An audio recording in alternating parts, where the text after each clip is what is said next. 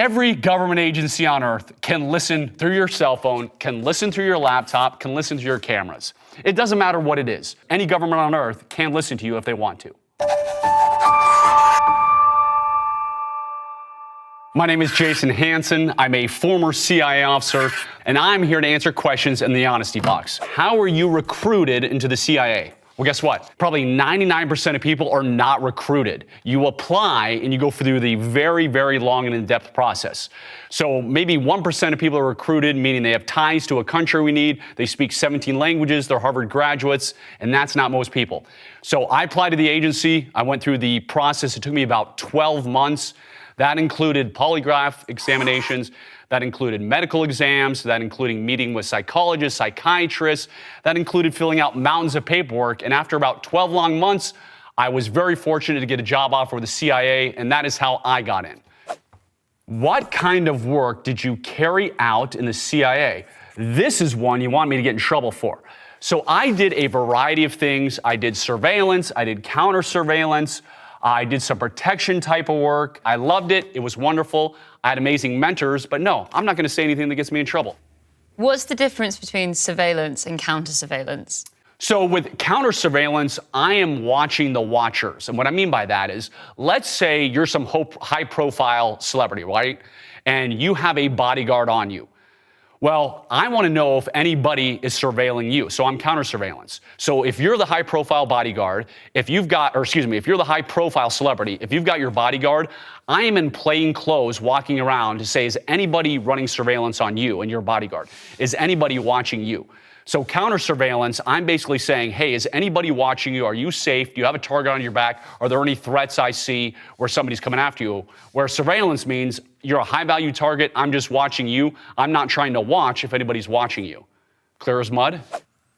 Are there really spies walking among us? Absolutely there are. You have no idea how many spies are walking among us. So in the United States here, where we are right now, there are more Chinese spies in the US than any other country on earth. And let me tell you, the Chinese are excellent at espionage because they play the long game. They will put somebody in the university here in the US, and they will wait 20 years until they're very high up at the CIA, at the FBI, at the Secret Service, or any other government agency. Is that what sleeper agents are? So sleeper agents, yes and no. A lot of times they're here in the US, and they may just wait for a signal to do something horrible, such as, hey, when you get this chalk mark on a park bench, you need to go put this bomb XYZ. That is obviously a very extreme case. But yes, there are many sleeper agents who have not been activated. When they get activation from their country, they're going to do certain things. What are they trying to find out? Anything and everything. They want our technology. They obviously want to be in the CIA, the FBI, the Secret Service. We got so many different intelligence agencies now, NGA, NRO, all those kind of, the NSA. And that is the ultimate plan. So yes, there are sleeper agents. Some are horrible, going to do things like blow up the United States. And others are, hey, we just need you to do X, Y, and Z at a certain time, and it's not as threatening. What does carrying out surveillance really look like? Guess what? Carrying out surveillance really is boring, okay? It looks like nothing. You're never going to notice when somebody's carrying out surveillance. Because guess what? That's what makes surveillance good.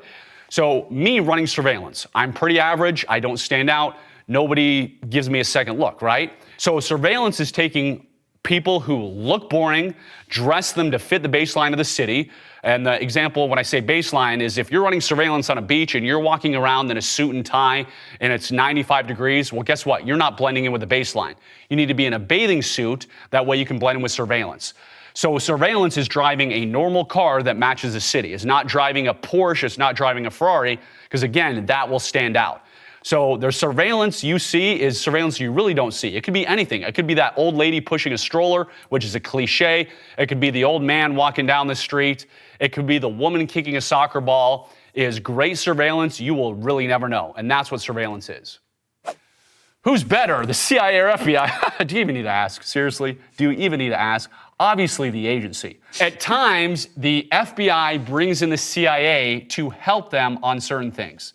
Now, with all that being said, I got plenty of FBI agents who are friends, great guys, I love them, but the CIA are better at surveillance, better at pretty much everything else, so yes, we are better. Now all the FBI guys can hate me, I don't mind. Next question, what makes a good CIA officer? That is a good question, because it's probably not what you think. A good friend of mine, one of my mentors, said that spying is common sense on steroids. So a good intelligence officer, you got to have common sense, but you got to have amazing people skills. Another friend of mine has this awesome saying that says, CIA officers are the world's best salesmen. The only difference is you sell vacuums, we sell treason. So you have to be amazing with people. You be able to talk to a billionaire, to a homeless guy on the street. You need to be comfortable with every one of them. So one of the most important intel traits is have that ability to talk to anyone and everyone, to sell anyone and everyone, and to believe you are doing something worthwhile. So obviously you don't join the agency because you're going to be rich, you're going to make a lot of money. You've got to love your country and you've got to believe that the job you're doing is incredibly important. That gives you the passion to go out and sell and talk to anybody and everybody. Who has the highest security clearance in the US? So when I was at the CIA, I had a top secret, I got to think exactly what it was, a top secret SCI with lifestyle poly. So top secret security clearance, secure compartmentalized information is the SCI part, and lifestyle polygraph. But that was mine. That is what I know. Yes, there are other things you get on top, but it's basically like it's a need to know basis. When I talk about the agency, SCI, secure compartmentalized information, you don't know what the right hand and left hand are doing, and they want it that way. That way you can't topple the chain. So back in the day, there was Aldrich Ames. He was a CIA traitor, got a lot of people killed. And Aldrich Ames, when was he, 80s, 90s? I don't remember, before my time when I was with the agency. But then they made everything very compartmentalized. So people always ask me like, hey, Jason, I had a cousin who worked for the CIA. Did you know him? Probably not, unless he was in the exact thing I was doing at the time, because it's so compartmentalized. If one person gets compromised, if one person, heaven forbid, betrays the agency, you don't want them to be able to destroy everything, which is why it's so compartmentalized. And unfortunately, that's going away. It has to be. Can the CIA make someone disappear without a trace? Absolutely. Piece of cake. How much time you got? I'm going to try to think how to say it. First, there's obviously defectors, meaning somebody gives a tremendous amount of information to the CIA. The CIA has recruited them. Maybe they're a Russian general. We'll just use that. The Russian general's done wonderful work for us. And then he says, hey, I think they're on to me. I need to get out of the country. And so you get him out of the country and you bring him to the US and you make him disappear. You give him a new name. You put them up in a house somewhere in the Washington, D.C. area, Northern Virginia, Maryland, etc., and they're a ghost. They don't exist. They're not obviously having anything tracing back to their normal life. So it's not hard to make people disappear. I actually do that for my job. I help people disappear. And unfortunately, a lot of times it's domestic violence victims. So people who have a husband beating them type of thing, and they come to me and say, hey, Jason, I need to disappear.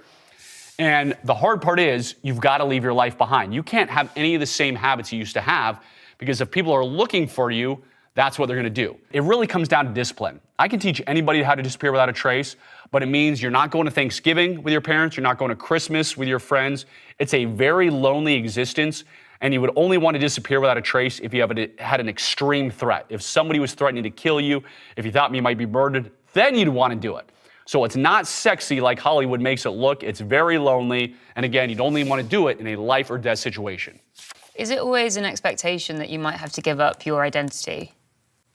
Well, the mission is the mission, meaning the CIA is the CIA. So if they call and you say, hey, you need to get on a plane in 30 minutes, they'll give you more time than that, but you got to go.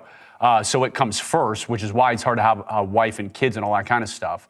And I saw it happen all the time. I had many wonderful friends who got divorced, and it was terrible, it was tragic. And a good buddy of mine, a divorced guy, he used to walk up to people when they, like new guys at the agency or new guys we started working with, and he'd say, so are you married or are you happy? And that was his intro line.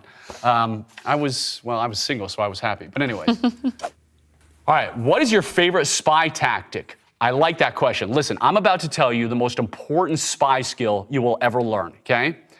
And it's not evasive driving. It's not like jumping out of helicopters. The most important spy tactic that anybody can use, including you, is called an SDR, surveillance detection route, okay? So what is an SDR? What is a surveillance detection route? In plain English, it means not going from point A to B in a straight line. Here's what I mean. Let's say you're a spy, right? You're going to meet an asset somewhere. So you're in your house, you're going to meet your asset at McDonald's. You don't just drive straight from your house to McDonald's, because if surveillance was on you and somebody's following you, well, you would get caught and your asset would get caught. That would be no good. So you run a surveillance detection route. What does that mean? It means you're at your apartment. You might go to Starbucks to get some coffee, then you might go to the gym and work out, then you might go to the grocery store and go shopping, then you might go to the post office and mail a letter, then you might go get gas, and then you're gonna go to McDonald's, which is your final meeting point. Because running the surveillance detection route in all those places allows you to see if there are cars or people following you, and you can know if you are safe and free of surveillance. So now you can run a surveillance detection route if you're ever being followed. The world's easiest surveillance detection route, which I run every time I drive home from my office, is just go around the block, go in a circle and see if the same car is following you. And if they are, don't go home. You're welcome. Does the CIA listen? Oh, Jason's going to dance around this one. Does the CIA listen through our phones and laptop cameras? Listen. Every government agency on earth can listen through your cell phone, can listen through your laptop, can listen to your cameras. It doesn't matter what it is. If you think you have a cell phone that is going to be like magic and the agency is not going to listen in, they can. So because I'm more paranoid than the average person, this, kids, is what we call a flip phone. Yes, this is my real cell phone. It is a flip phone. So I don't have apps tracking me. I don't have all this stuff tracking me. But I still know that if the CIA really wanted to listen on me, yes, of course they can listen to my flip phone. And so anywhere you go, if you think you are, hey, I'm not going to have surveillance on me, I'm not going to have somebody listening on me, they can do it if they want to. I do a lot of private security training. If I have a very important meeting, I leave my cell phone at home or in my hotel room. I go to that meeting without any electronics whatsoever on me, and I have that meeting in person, and I make sure we go to a place, mostly a park, parks are great, where I know that nobody has any devices or anything, and I know certain locations to go. But if you really value your privacy, if you really have anything, quote unquote, top secret you want to talk about, no electronics nearby, has to be in person. Because any government on earth can listen to you if they want to. Are hitmen real? Geez, you guys are asking questions that are going to make me nervous. I'm speaking hypothetically, of course. I'm speaking as just an average Joe who knows nothing about nothing. Many government agencies around the world hire people to do their dirty work. And I'm talking normally. I'm not talking about terrorists when they're going out and taking terrorists in Iraq, Afghanistan, that kind of stuff. I'm talking about like, hey, walking down the street kind of thing. No, the US government is not going to do that. The Russians will, however, and the Russians, as we know, they love to use poison. The reason the Russians love to use poison is you can do it and not be anywhere near it. So I can go and spray your door handle, and then I can be on a plane, or I can be, 2 hours away in another city. When you come out of your work, you grab your door handle, there's poison underneath there, you've touched it, and you're dead an hour later because they sprayed your door handle. So be careful, the Russians, they don't play games. What's the most dangerous country in the world? Well, what's today? What day is it? That is a great question. Well, obviously, Russia is very dangerous to operate in. Right now, Iran, extremely dangerous. Iran is what we call in the intelligence business a denied area. And what I mean by that is there's not CIA officers who look like me walking around in Iran trying to recruit people. We use what is called an access agent. So let's say you and I met right now I'm in Atlanta. Let's say you and I met in Atlanta, and I found out you're Iranian, and you've got all your cousins and aunts and uncles and brothers and parents in Iran. I may recruit you as an access agent because you can fly to Iran. You've got all these relatives in Iran who can gather intel, but me, I can't go to Iran right now or anytime because I would end up dead. So we are going to use access agents in places we can't go. So Iran, by far, right now, is definitely one of the most dangerous countries in the world. Of course, North Korea is too. Same thing is a U.S. intelligence officer is not going to go walk into North Korea. Not good. They won't last long. Not going to happen. Say you recruit an access agent. Can you ever trust them? That is great. Great question. So if you recruit an access agent, how do you trust them? Well, obviously, you're going to polygraph them. And you're going to check their intelligence against other people's intelligence. So let's say I have an access agent and they come to me and they tell me something about Iran. Well, they're obviously not the only person we've recruited to spy on Iran for us. We may have 10 other people. So if you come to me and you say, hey, Jason, I'm just making this date up, obviously, on March 25th, Iran is going to attack the United States. Well, I'm going to polygraph you. I'm going to verify that. So if I go to other people and they say, hey, on March 25th, March 25th, I verify that intelligence and I know, we're in trouble. So yeah, you always have to check the intelligence you're getting because obviously it can lead to very serious decisions, which is why you're verifying it, which is why you're polygraphing the people. Why won't they release the Epstein files? Well, this is an obvious one. Why won't they release the Epstein files? Because what is on there? Many important people's names and information. Epstein was a prominent figure. He was whining and dining with prominent politicians. So they won't release them because there are people's names in there they don't want to get out. I've seen so many things where members of the U.S. government have said, oh, we looked at them, there was nothing on there. And remember how I tell you I can detect lies? They're lying. So why would they lie? Because they want to keep their job. They want to be up there prominently under the president, under whoever, under Congress, under, they want to be a senator, etc. So they lie because they want to keep their job. And unfortunately, most people, like I said, care more about keeping their job than doing what is right, and that is what is with the Epstein files. They don't want their names getting out, and it's very obvious when they're like, yeah, we saw nothing bad. You can tell they're lying. It doesn't take a trained intelligence officer. Should they be released? Do the public have the right to that information? Sure, I absolutely think the Epstein file should be released. Why not? It's a huge case. Horrible things were happening to these women. So yeah, it should be released. Give these women some closure. Give these women some justice. So absolutely should be done. But it's the government. Remember, this is the government to protect itself. It doesn't care about the public. Is social media the biggest intelligence gathering tool today? Well, obviously it's one of them. Of course you have signals intelligence. You got satellites. You got spying on everybody's phone calls. So social media is a wonderful intelligence gathering tool. But guess what the best one is? It is your smart speakers. It is your fridge. It is your thermostat, where you can hack into that and say, hey, they usually set it at 70 degrees, but it's been at 60 degrees now, so they're probably going on vacation. We know the house is going to be empty, kind of thing. So it's all these electronic devices you bring into your house, which lets us spy on you. When I say us, I mean governments around the world. I don't work for government anymore. Is you bringing in here.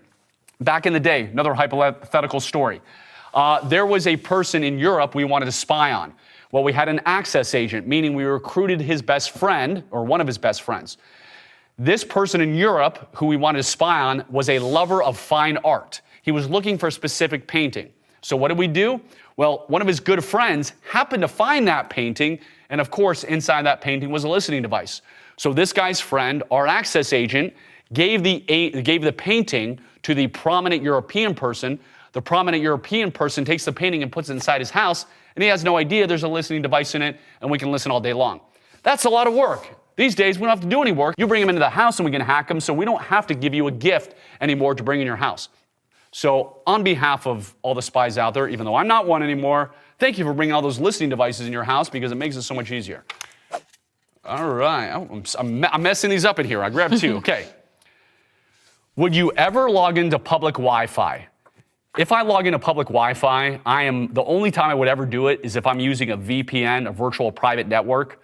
So basically, it encrypts my traffic, all that kind of stuff, but I'm not just going to my hotel, or I'm not going when I'm flying on an airplane and logging into that public Wi-Fi without a VPN.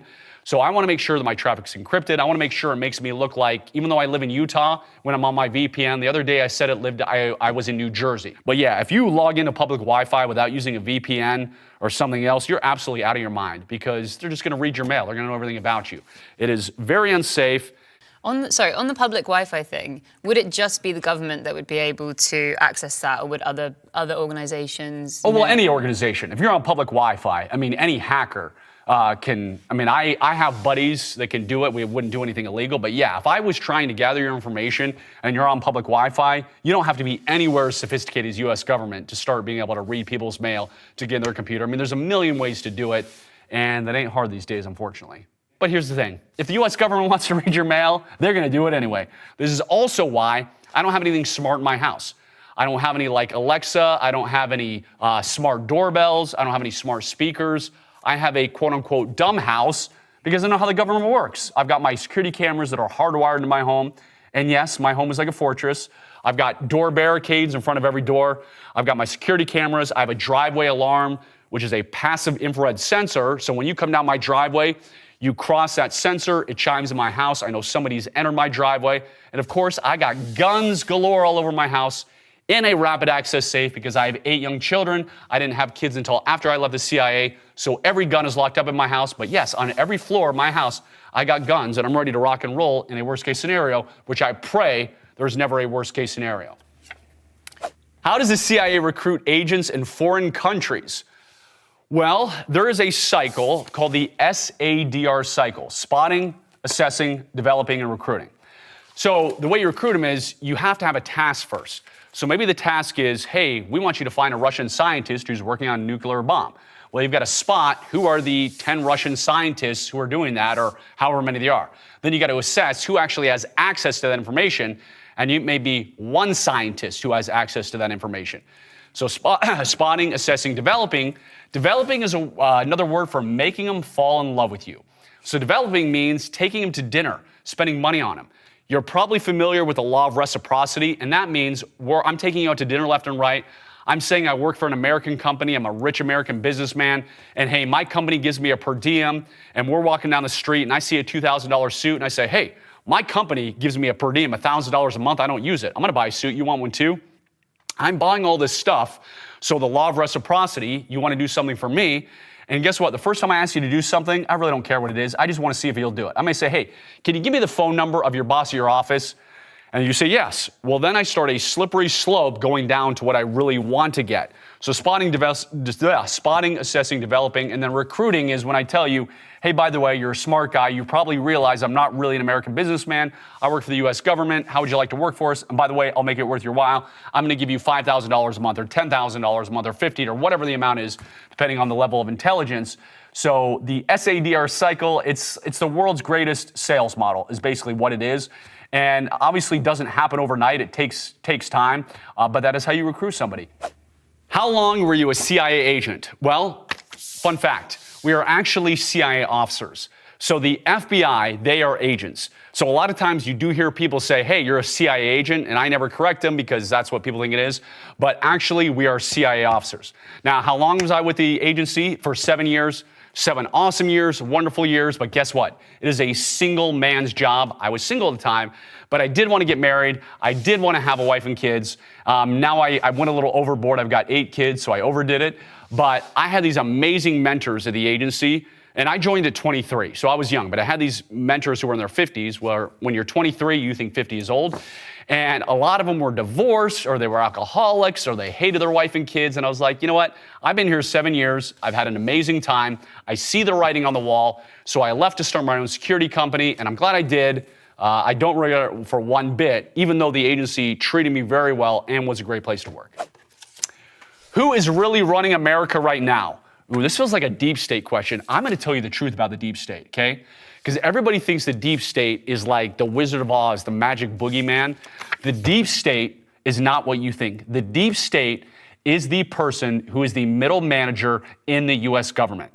So think of any intelligence organization, every government agency, the CIA, the FBI, the Secret Service. It is that person who's a middle manager who gets on the job, who pretty much can't get fired, who's there for the next 30 plus years. They're the ones who are the deep state. They're the ones who cause problems. Because the president, he's gone in 4 years or 8 years. Politicians come and go. The Secretary of Defense, Secretary of, whatever secretaries, they come and go too. They're political appointees. They come and go. So it's not that you have to worry about these people. You have to worry about the people who are embedded in the U.S. government who are going to be here next 30 years. Those are the deep state. Those are the problem solvers. And yes, I saw it at my time with the CIA. Unfortunately, they're everywhere. Speaking of British friends, will the U.S. and the U.K. continue to be allies? Yes, forever, hopefully. We're awesome, we get along, we do great work, we are wonderful allies. We have so many intelligence operations that we work with the U.K. on that I can't mention right now. But yes, I hope we'll continue to be allies for a very long time. Should we trust the government? Of course not, come on. The governments have their own self-interest, right? Governments want to do what's good for governments. They don't really care about the American public. Remember what I talked about government? What is the government full of? Politicians who care about getting reelected, not really about you and me, which is why you got to prepare. I'm a prepper. I have a year's supply of food storage for every member of my family. I have hundreds of gallons of water stored. I got guns and ammo. Get her done. Yes, I do. I am prepared for the apocalypse, my friends, if the world ends. Does the CIA listen through our phones and laptop cameras? Yes. I hate to say it. They can take over your smart television and turn the speaker into a microphone so that they can listen to what's being said in the room even when the TV is turned off.